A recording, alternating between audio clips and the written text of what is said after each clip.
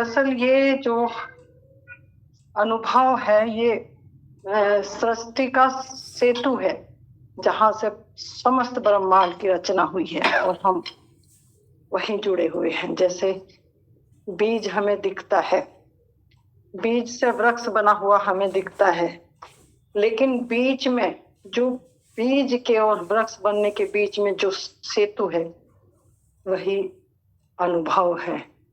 कहा ना कि बूंद समानी सागर में ताते काल न खाई। जिसे पता लग गया कि मैं आया कैसे हूं और जाऊंगा कैसे और किस सेतु से, किस धार से मैं जुड़ा हुआ हूं, वो जीवंत धार समस्त ब्रह्मांड में कार्य कर रही है। उसके बिना इस सृष्टि की कल्पना नहीं हो सकती है। तो हमें तभी से कहा ना कि अमृत में प्रवेश कर जाना। तो अमृत क्या है? अमृत वही है जो समस्त ब्रह्मांड को जोड़े हुए है।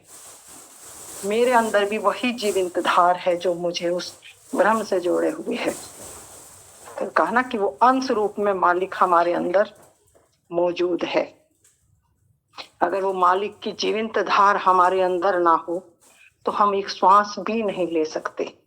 तभी तो कहा ना कि वो श्वास से भी पहले है। वो तुम्हारे बोलने से पहले तुम क्या बोलोगे वो जान लेता है। तुम्हारा अंदर का भाव क्या है वो समझ लेता है बिना बोले। तभी तो कहा ना कि मौन में सब उपलब्ध है, वहां शब्दों की आवश्यकता नहीं है। शब्द जैसे ही शब्द होंगे ऐसे ही हमारे अंदर द्वैत पैदा हो जाएगा। कुछ साबित करेंगे, कुछ बताएंगे, क्योंकि वो समस्त ब्रह्मांड में एक है ना। तभी कहा ना एक साधे सब सधे, सब साधे सब जाए। तो कौन सा एक है? जो सेतु है इस पार से उस पार, भाव सागर से उस मालिक के चरणों में जगह जब मिलती है तो पता लगता है कि मेरा घर यहाँ नहीं है, मेरा घर। तो तब डी अटैच हो जाता है मनुष्य और सब में करुणा प्रेम की एक धार है उसकी, क्योंकि वे परमात्मा के गुण हैं। परमात्मा का कोई रूप रंग नहीं है। अभेद दृष्टि, अभेद दृष्टि जब हमारे अंदर पैदा होगी तो मालिक की ही है, क्योंकि मालिक के वो गुण हैं। संसार के क्या गुण हैं? मन के क्या गुण हैं? काम क्रोध लोभ मोह अहंकार। परमात्मा तत्व के क्या गुण हैं? प्रेम करुणा दया। क्योंकि इतना नीवा हो जाता है जब देखता है कि मेरे मालिक के अलावा कुछ है ही नहीं और सब में उसी का रूप देखता है, तो ये ऑटोमेटिक अपने आप उसके गुण प्रकट होने लगते हैं। ये करने नहीं पड़ते, ऐसे करो वैसे करो, ये ऐसा नहीं करना है वैसा करना है। ये करने में तो हमारे से गलतियां होंगी ही होंगी। तभी तो कहा ना कि उसकी शरण गहो मेरे प्यारे। जो इस उसकी एक की शरण में चला गया वो नीवा हो गया, वो झुक गया, इतना झुक गया। झुकने का मतलब ये नहीं कि कुछ उसने खो दिया, उसने समस्त पा लिया, क्योंकि समस्त ब्रह्मांड उसी की संरचना है। वो जानता है कि जैसे समुद्र में मछली है तो हम, हमारे जो कदम हैं, हम परमात्मा के समुद्र में खड़े हैं, उसके प्रेम में खड़े हैं, उसके आगोश में है, उसके गर्भ में है। जैसे माँ के गर्भ में बच्चा है, अब बच्चे का आभास अनुभव अंदर हो रहा है, लेकिन नाभि से जो माँ को भी जोड़े हुए है और बच्चे को भी जोड़े है, उसका अनुभव होता है अनुभव के पार, जब कोई अनुभव नहीं बचता। यानी उसमें बंक नली, उसके अंदर बिजली में के तार में करंट है, लेकिन कनेक्टिविटी जब तक वो तार महीम वाला अंदर नहीं होगा।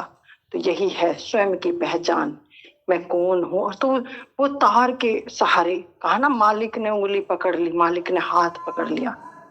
तो ये अनुभव जब अंदर होगा तो ऑटोमेटिक अपने आप मालिक के गोद में चले जाएंगे। कहा ना कि ध्यान करना नहीं है, ध्यान में होना है।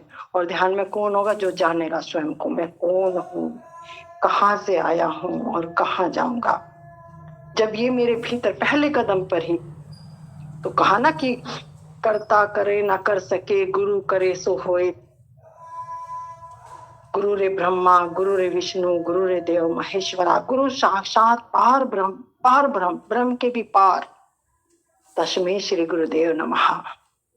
तो ऐसे गुरु की शरण जब हम शरणागत होते हैं तो हम बिल्कुल अंधे, गूंगे, बहरे, अज्ञानी, हमें तो कुछ पता ही नहीं है, लेकिन गुरु चैतन्य धार से अपने को जोड़े हुए है। वो यहाँ का रहस्य भी जानता है और वहां का रहस्य भी जानता है।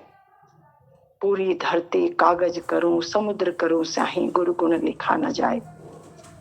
अगर हमने गुरु को नकार दिया तो फिर हमारे पास कुछ नहीं बचेगा। गुरु कौन? ज्ञान दाता, प्रकाश दाता, जो इन आंखों को दिव्यता से भरता है, हमें स्वयं की पहचान कराता है और स्वयं की पहचान करके पहले दिन ही कहता है कि वो मालिक तुम्हारे अंदर है, बाहर नहीं। और जैसे ही ये रहस्य धीरे धीरे हमारे, कहा ना कि अनंत प्रतीक्षा है प्रेम, प्रेम अनंत प्रतीक्षा है। एक दिन का काम नहीं है। बच्चा गर्भ में आएगा तो 9 महीने के बाद बाहर आएगा, बीज जमीन में जाएगा तो एक समय सीमा के बाद बाहर आएगा। ठीक इसी प्रकार ध्यान की परिपक्वता हमें उस जीवन में प्रवेश कराती है जहां मृत्यु नहीं है। और जब मृत्यु नहीं है तो जान लिया इस रहस्य को, और जब रहस्य को जान लिया तो जब स्वयं की मृत्यु का दर्शन किया कि मृत्यु है नहीं, उस अमृत लोक में स्थापित हुआ, स्थिति प्रज्ञ हुआ, तो फिर करुणा से भर गया, बहुत करुणा से भर गया। ऐसा नहीं है कि करुणा कहीं से आई, वो स्वभाव है करुणा, प्रेम। क्योंकि वास्तविकता को जान के जब इस मृत्यु लोक के हाय हाय देखता है तो प्रेम और दया से भरता है कि काश सबके भीतर वो ही है, रत्ती भर भी अंतर नहीं है। ओशो कह रहे हैं कि तुम में, मुझ में, महावीर में, गौतम बुद्ध में रत्ती भर भी अंतर नहीं है। मैं भी गिर गिर कर तुम्हारी तरह ही पहुंचा हूं। बस इतना अंतर है कि मैंने जाना है और आपने नहीं जाना, नहीं तो रत्ती भर भी अंतर नहीं है। अगर ना बीज में समता ना हो तो वृक्ष बने ही ना। अगर मनुष्य में समता हो ही ना तो फिर सभी एक जैसे हैं। मनुष्य शरीर सबका एक मन इंद्रियों से ढका हुआ है, लेकिन जिसने जाना उसने प्रेम और करुणा से गाया और अपने अंतिम श्वास तक गाया। क्योंकि ये कर्म भूमि है, मालिक का काम किया, अपनी जिम्मेदारी समझ के, अपनी ड्यूटी समझकर उसकी शरण में रहा, तो वो मालिक हमारे अंदर है, वो बाहर नहीं है। वो सेतु जिसने हमें सबको समग्र से जोड़ा हुआ है, यानी पेड़ की जड़ के साथ पत्ते भी हैं, फूल भी हैं, टहनियाँ भी हैं, उसी में अंकुरित हो रहा है, फिर पेड़ वापस बीज में कन्वर्ट हो रहा है। तो ये सर्कल है जीवन का कि मैं आया कहाँ से हूँ और जाऊंगा कहाँ।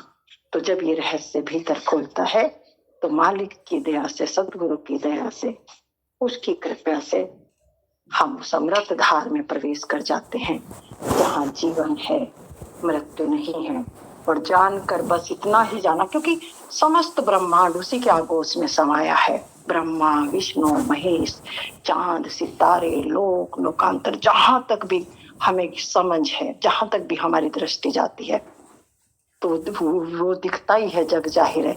लेकिन जिसका ओर छोड़ नहीं है, समय सीमा के बाहर ना, वहां समय है, क्योंकि समय एक टाइम पीरियड, एक बंधन के तहत है। सीमा जिसका कोई दायरा हो, सीमित हो, जैसे एक खेत है, यहाँ से शुरू हुआ, यहाँ से खत्म। लेकिन परमात्मा बेअंत है, उसको जाना ही नहीं जा सकता। जाना तो केवल इतना ही जाना कि मेरे अंदर जो अंश रूप में मौजूद है वो बूंद सागर में गिरी और खो गई। क्योंकि ओर छोड़ नहीं है। क्या कहेगी कि मैंने जान लिया? नहीं, ये कहने वाला अगर ये कहता है मैंने जान लिया, तो इसका मतलब अभी जाना नहीं है। उसको जाना नहीं जा सकता, उसमें डूबा जा सकता है, उसकी शरण में जाया जा सकता है, उसमें खेला जा सकता है, उसमें जिया जा सकता है।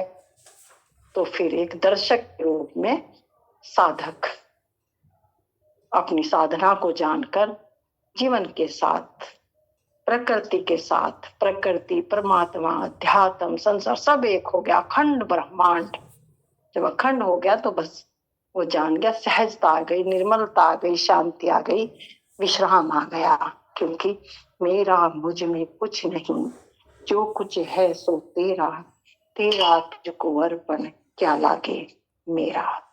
बस जितने दिन इस शरीर का बंधन है, जिस दिन प्राण निकलेंगे, पहले ही छोड़ दिया। पता लग गया कि मालिक का ही प्रसाद है सब। प्रकृति ने मुझे शरीर दिया है, मालिक ने मुझे ज्ञान देकर अपने आगोश में लिया है, तो मेरा कहने का कोई, तो मैं से मुक्त अब जो जीवन है वो जीवन दर्शन है। इन्हीं शब्दों के साथ मैं अपनी वाणी को विराम दूंगी। सभी के भीतर बैठे उस परम तत्व आधार को मेरा बहुत बहुत हृदय से प्रणाम, सभी को नमन करती हूँ। मेरा प्रेम प्रणाम स्वीकार करें, सबको नमन। मनु जी प्रणाम, जाते जाते प्रणाम सभी कर स्वीकार कर लेना। बहुत अच्छा बताया आपने, बहुत अच्छा। बिल्कुल प्रणाम दीदी, आपकी सहजता और आपका ये बड़प्पन, तारीफ करने वाला हम तारीफ नहीं कर पाते, क्योंकि सब जितने भी हैं अपने ज्ञान के, ज्ञान क्या ना, ज्ञानी सब है, कोई ज्ञान से वंचित नहीं है, सब ज्ञानवान है यहाँ, कौन ज्ञानी नहीं है। लेकिन ज्ञान को जीना बहुत दुर्लभ है। ज्ञान से कोई खाली नहीं है, सबके पास है, भंडार है ज्ञान का, क्योंकि हम ज्ञान के सागर में ही खड़े हैं।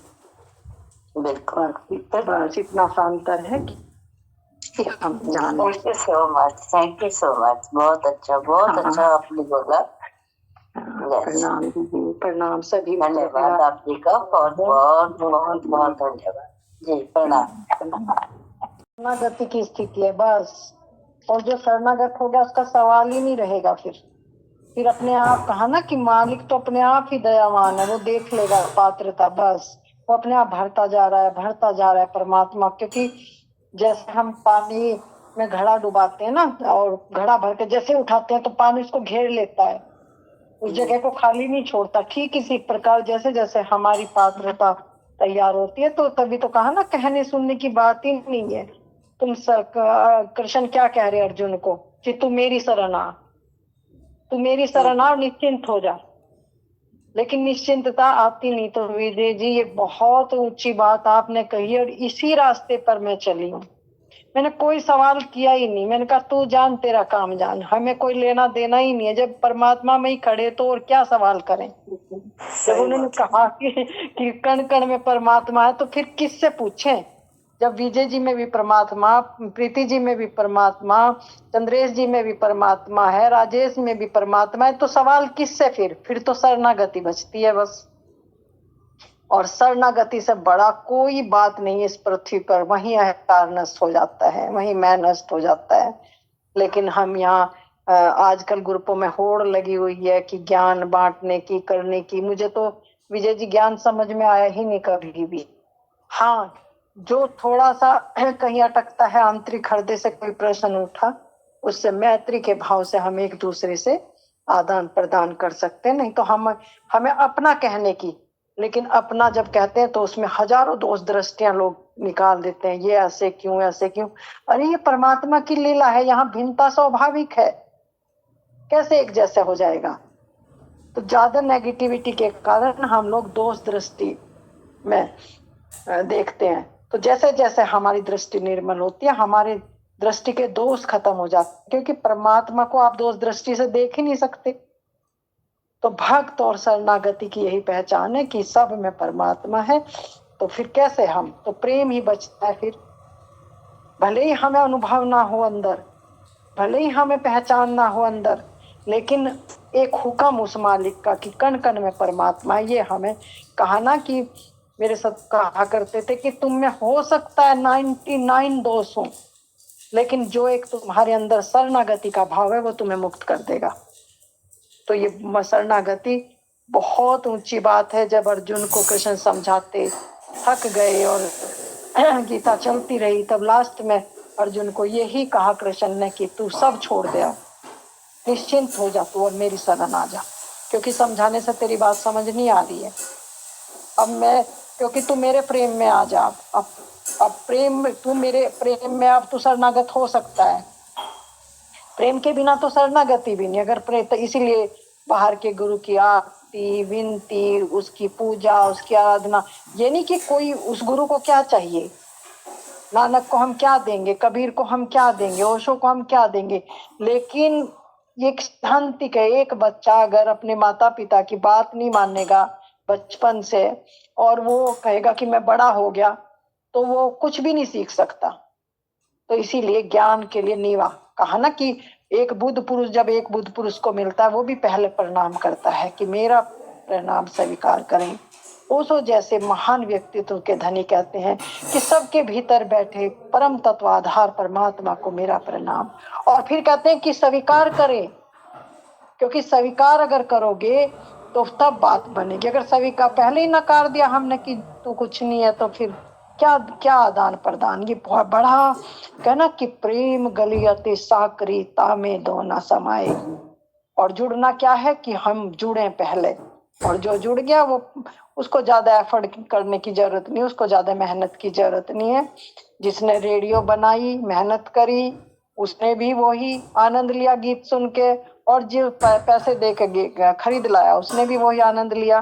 तो कहा ना गुरु मिले फिर क्या कमाना, जिसे गुरु राजदार मिल गया और हुक्म में शरणागति वाला शिष्य मिल गया, तो फिर देर लगने वाली बात ही नहीं है। और गुरु कौन है? ज्ञान। चाहे आप जहां भी आपका प्रेम हो, पहले प्रेम से शरणागत होकर हम जुड़े, और प्रेम से फिर बात अंदर हमारे वो कनेक्टिविटी पैदा हो जाएगी जहां हम स्वयं की पहचान है। मुझे मेरी मस्ती कहाँ लेके आई, जहां मेरे अपने सिवाय कुछ नहीं, मेरे सिवाय कुछ, मैं से मुक्त मेरा हो, जो मेरा वो परमात्मा का मेरा, ये वाला मेरा नहीं मन से भरा हुआ, उसे मैं कहो, मालिक कहो, परमात्मा कहो, अल्लाह कहो, वाहिगुरु कहो, बस उसमें डूब गया, बात खत्म हो गई, शुद्ध चैतन्य में प्रवेश कर गया। और जहाँ शुद्धता है वहाँ प्रेम है, वहाँ करुणा है, वहाँ दया है, अपनापन है, मैत्री है, और वहीं संबंधों का एक गुलदस्ता है, वहाँ खुशबू है। फिर आनंद। देखा ना कितने ग्रुपों में ऐसा लग रहा है जैसे लड़ाई युद्ध चल रहा हो, और कितने ग्रुप में जाने से ऐसा लगता है, प्रेम दृष्टि में आने से मुझे इतना अच्छा लगता है कि कम से कम सब लोग सुनने के काबिल है। कोई बोलता है तो उसको प्रेम से सुना जाता है, कोई बोलता है तो उसको प्रेम से कहा जाता है। तो ये बड़ी, पहले तो हमें सुनना ही आ जाए, फिर कहना आ जाए अपनी बात को, चाहे हम कहीं भी खड़े। बात ये नहीं है कि हम कुछ जानते नहीं जानते, पहले प्रेम से बस आदान प्रदान हो मैत्री में, तो गति अवश्य ही होती है, क्योंकि परमात्मा ही गति कर रहा है हमारे अंदर, दूसरा तो है ही नहीं है। तो बहुत कुछ कह दिया बहाव में मैंने, और सभी को मैं फिर से प्रणाम करती हूँ। सभी की बहुत सुंदर बात बताया है, समझाया है मनु माता। प्रणाम प्रणाम। ये तो ऐसे आपको सादर प्रणाम है।